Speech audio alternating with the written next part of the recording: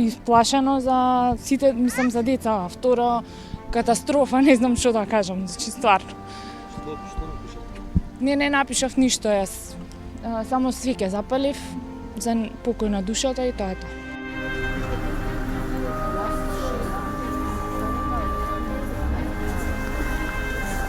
Учителките ги учат да ги сакат луѓето со љубов, со све, ама не ги научаа дека има и монструми и не луѓе.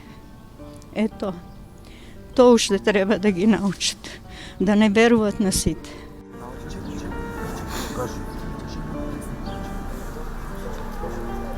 Порано децава растеа на улица.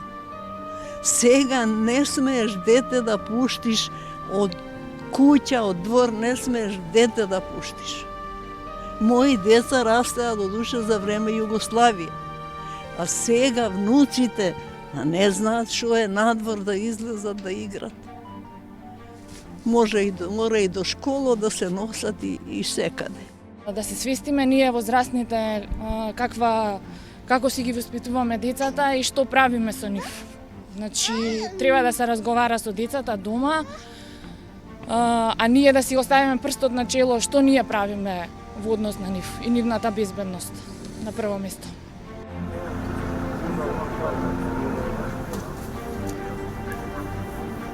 Едноставно треба да на некој начин да бидеме солидарни, да бидеме хумани.